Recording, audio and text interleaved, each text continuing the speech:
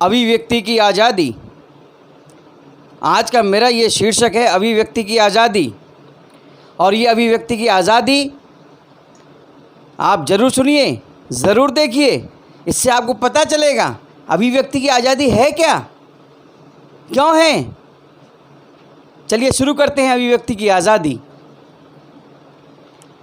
मैं पूछना चाहता हूँ, जो मेरी ये वीडियो देख रहे हैं, जो मेरी वीडियो सुन रहे हैं, मैं उनसे एक बात पूछना चाहता हूँ, क्या अभिव्यक्ति की आज़ादी इस देश में उन्हीं लोगों को है जो टुकड़े टुकड़े गैंग का साथ देते हैं, उनको बचा लेते हैं, देश में नक्सलवाद को बढ़ावा देते हैं, आतंकियों को भटका हुआ नौजवान कहते हैं और उनके मरने पर ऐसे मातम मनाते हैं जैसे कि वो वीर गति को प्राप्त हुए हो? क्या यही अभिव्यक्ति की आज़ादी है? और इनमें से कुछ लोग तो ऐसे हैं जो कि हिंदू देवी देवताओं का अपमान करने वालों के साथ खड़े होते हैं और उनको एक नाम देते हैं अभिव्यक्ति की आज़ादी। जो देवी देवताओं का, हिंदू देवी देवताओं का अपमान करते हैं, उनको नाम देते हैं अभिव्यक्ति की आज़ादी, यदि उन पर कोई उंगली उठाता है तो। जब सोनिया गांधी को उनके असली नाम से पुकारा जाता है, एंटोनियो माइनो के नाम से जब उन्हें बुलाया जाता है, जो कि असली नाम है, तो अर्णब गोस्वामी पर केस हो जाता है।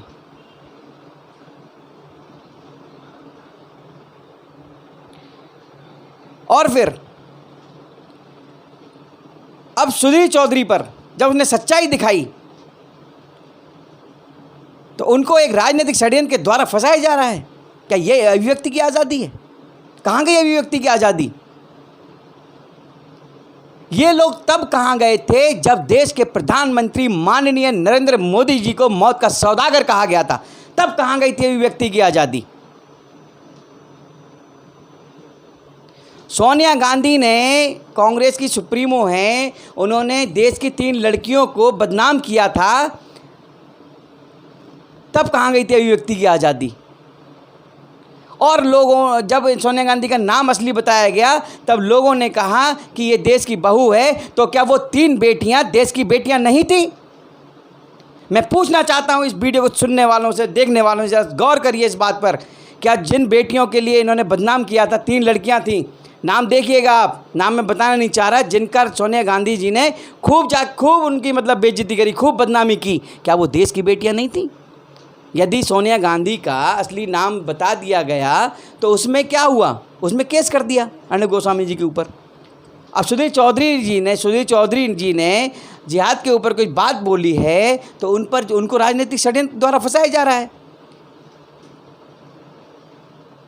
कुछ गलत तो बोला नहीं उन्होंने।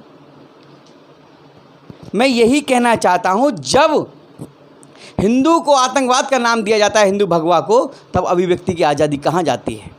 क्या अभिव्यक्ति की आज़ादी उन्हीं लोगों को है जो देश के टुकड़े टुकड़े करना जानते हैं, तो पार्लियामेंट में घुसकर खुलेआम जो है मतलब दंगा करना चाहते हैं,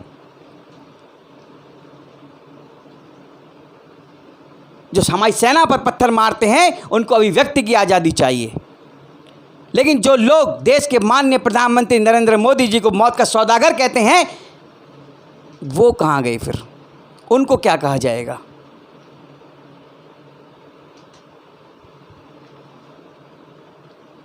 मैं यही कहना चाहूँगा कि विपक्ष थोड़ा होश में रहकर काम करे, ये ध्यान रखिएगा, क्योंकि ये जो खतरनाक खेल विपक्ष खेल रहा है ना, इसका परिणाम, इसका अंजाम बहुत बुरा होगा। ये आने वाले चुनावों में आपको पता लग जाएगा। अरे असली नाम से घबरा रहे हो आप? आपको गाली तो दी नहीं किसी ने। यहाँ हिंदू देवी देवताओं का अपमान किया जाता है, साधु संतों को दिन दहाड़े मारा जाता है, तब आप चुप रहते हैं। हमारी सेना पर थूका जाता है, हमारी सेना का अपमान किया जाता है, तब चुप रहते हैं। देश की बेटियों को बदनाम किया जाता है तो वो देश की बेटियां नहीं हैं। यदि किसी ने नाम असली बता दिया तो वो देश की बहू के नाम पर आप मतलब एक दंगा फसाद करने पर उतर आते हैं। जब वो देश की बहू है ना, तो बेटियां भी देश की हैं, देश की थी, जिनकी बदनामी हमारी कांग्रेस की जो सुप्रीमो ने की थी, वो भी देश की बेटियां थी। मैं बताना चाहूँगा आपको।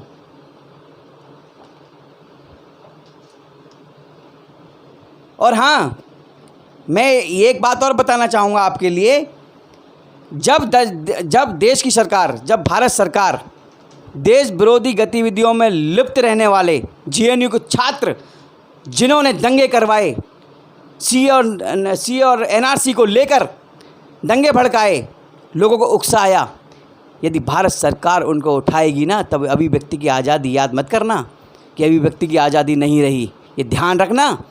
क्योंकि यहाँ ये सरकार जो है, भारत सरकार जो है, हर देशद्रोही जो देश विरोधी गतिविधियों में सम्मिलित है, उसका अच्छी तरह से इलाज करना जानती है, समझ लेना आप। कोई बख्शा नहीं जाएगा इस सरकार में। ये राष्ट्रवादी की सरकार है, इसमें राष्ट्र पहले है। राजा वही अच्छा होता है जो राष्ट्र धर्म को समझे, राष्ट्र के टुकड़े टुकड़े करना नहीं।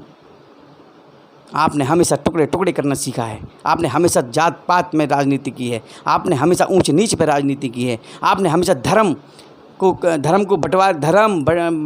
को बांटने की राजनीति की है। आपने किया क्या है? फिर कहते हैं अभिव्यक्ति की आज़ादी।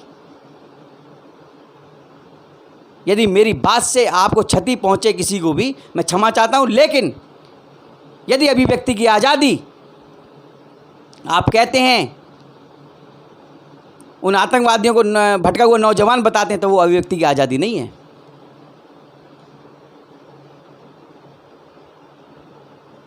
इतना ही कहना चाहूँगा। मेरे वीडियो का मकसद यही है, मेरा जो संदेश है, जहाँ तक जा रहा है, जो सुन रहे हैं वो ये बात ज़रूर ध्यान दीजिए कि इस समय, इस आपातकालीन स्थिति में सभी एकजुट होकर अपने देश की सरकार के साथ रहें और कोरोना को मार भगाने में सहायता करें। कोरोना भागेगा और हिंदुस्तान जीतेगा। घर में रहिए, सुरक्षित रहिए, तभी हमारा देश सुरक्षित रह पाएगा। किसी के बहकावे में ना आइए, किसी के भड़काने में ना आइए।